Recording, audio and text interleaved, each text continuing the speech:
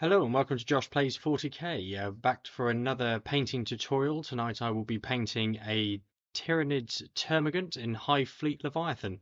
So let's grab some brushes and get started.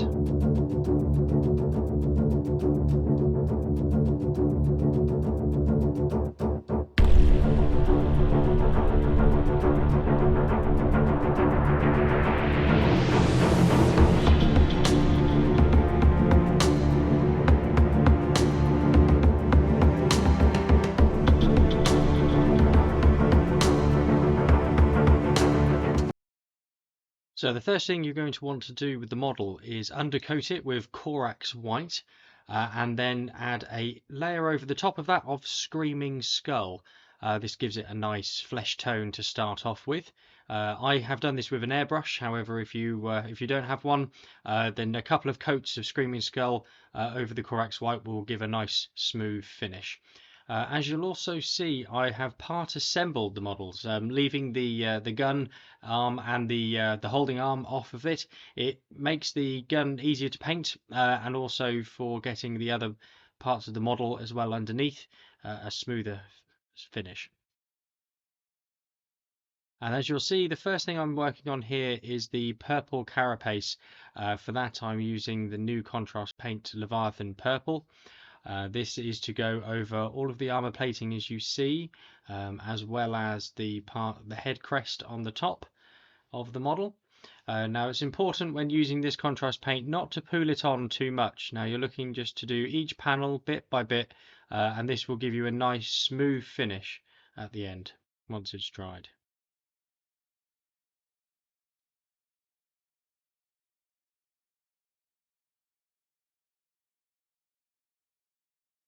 And sticking with that purple, you'll also want to make sure to get the armored plating parts of the gun itself. So the very tip here, as you can see, that I'm doing, and then also there's two little overlapping pieces of armor which sit at the back of the gun. It's important once you've done this step just to go back over with Screaming Skull to fix any mistakes you might have made before moving on with the skin shade next. Once you're happy with that purple and you've also fixed any mistakes that you may have made on the body itself, we'll move on to shading the skin. And for that, we're going to use a mixture of 1 part Magos purple to 2 parts contrast medium. This just dilutes that down a little bit so it's not quite so strong, but leaves a really nice sort of subtle undertone of an alien skin. And again, just work it round all over the model. You haven't got to worry about it really getting onto the purple that you've already done. Obviously, don't go over it entirely, but don't worry if it touches it. It won't show up over the purple at all, because obviously this is a lot lighter than what we have already put on, which is why it's safe really to do this stage second. But make sure it sort of gets into the rib cages, into the sometimes little dots on the sides of the heads and at the side of the tail, and also moving on. Once you're happy with that, we'll then move on to doing the deeper recesses of the skin. So there's the little vents in the legs, and little crevices in the cracks between each of the limbs, so between the feet and the legs themselves. And for this, we're going to be using Volupus Pink. Again, with a mixture of 1-to-1 ratio with Volupus Pink and Contrast Medium. This just takes the sting out of the Volupus Pink and just makes it a little bit more malleable with sort of recessing and shading into those areas.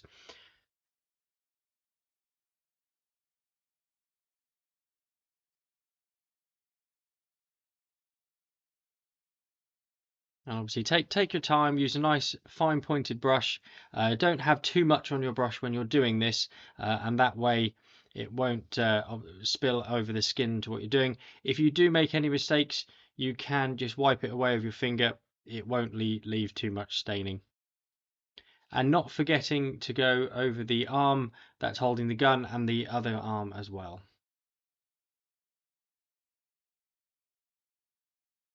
Once you're happy with that, we can move on to the next base color, which is to do the red and all the claws and the hoofs of the model, including the gun itself. And for that, we're going to be using Flesh Tearers Red. And again, this is just straight from the pot this time, so no mixing. But don't make sure, obviously, you don't have too much on your brush, and do take your time to get a nice smooth finish at the end. This creates a really nice tone to the model, gives it some subtle highlighting already, ready for when we get to add some extra color on. So not forgetting any of the little claws. So there's the two hoofs itself, the claws on the front arms. There's little sort of spiky claws coming out the back of the legs there as well. And then with the gun itself, when you get to that, you'll want to obviously cover all of the main gun and down the handle, obviously taking care not to obviously go into the recesses that you've already painted or onto the skin itself. Obviously, if you do make any mistakes, try to tidy it up with Screaming Skull and then add obviously a little bit of layer back over it. Obviously, if you keep the Magos Purple thin, again, it won't darken down anymore what you've already done.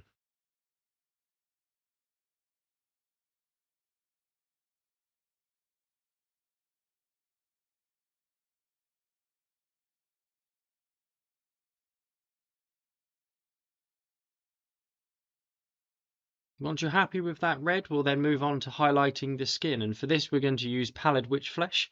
And this is a very light and light highlight we're going to add to the model. This is just to catch the raised edges of each of the limbs that we've got. So as you can see what I'm doing here, just catching the tops of the legs, the tops of the tail, just anywhere where you think that the light will be hitting the model and making it obviously a lot more standing out.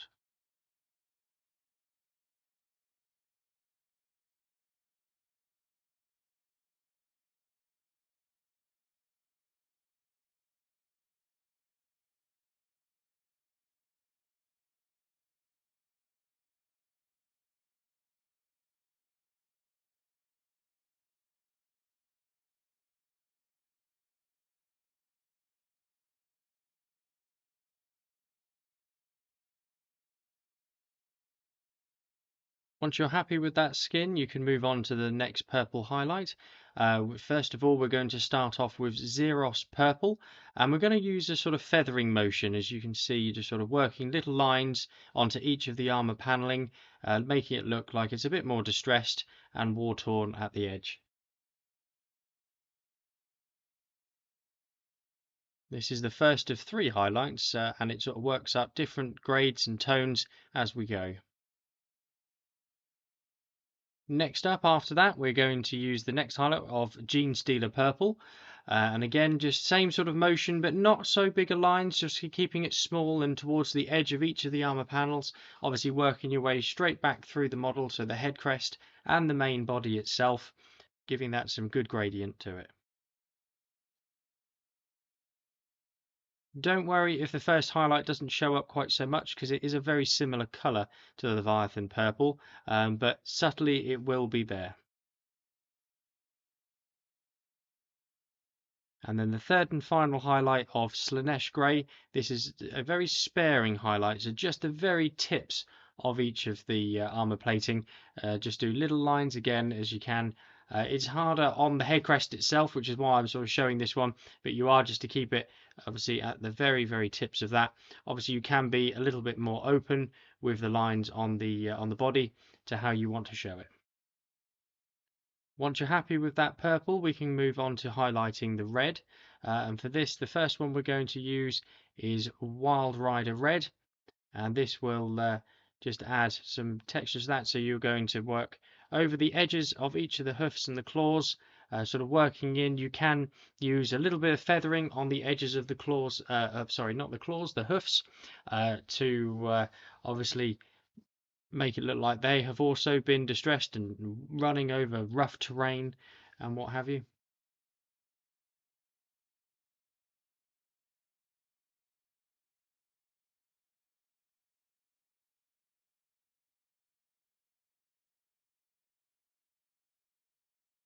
And not forgetting to highlight over parts of the gun as well.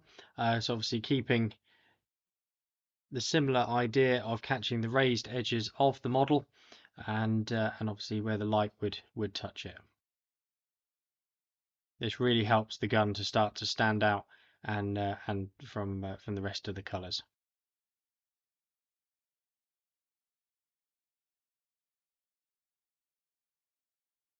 The second red highlight we're going to add is a very pinpoint highlight of Troll Slayer Orange. This is again a bit of a sparing highlight. I'm sort of putting it on slightly feathered on the hoofs, as you can see, and this just adds that really bright edge to the model.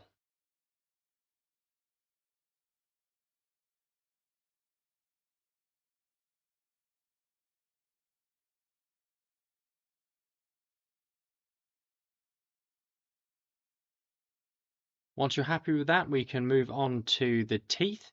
For this, I am using Skeleton Horde, and you literally just roll your brush over the teeth and let it sit into the recesses. You don't need too much, but it will give a nice sort of bony, grim effect to the mouths. If you've got an open-mouthed model, then go over the teeth before doing the tongue, so that you don't obviously contaminate the tongue afterwards with the same paint.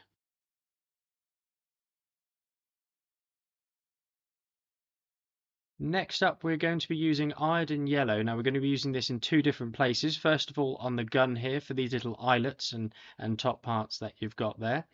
But secondly, for the actual eyes of the model. So again, just running your brush over in the sockets and just gently around the edge of the socket to give them that really menacing alien glow.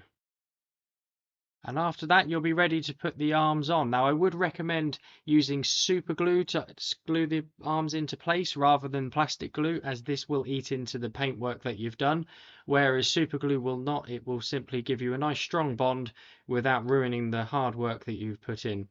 Obviously, go steady when lining them up to make sure they all fit, but otherwise you will have a finished Termagant ready for the battlefield to consume some biomass. Again, as always, thank you very much for watching. If you have any questions or comments, please feel free to leave them below. But otherwise, I look forward to seeing you in the next one.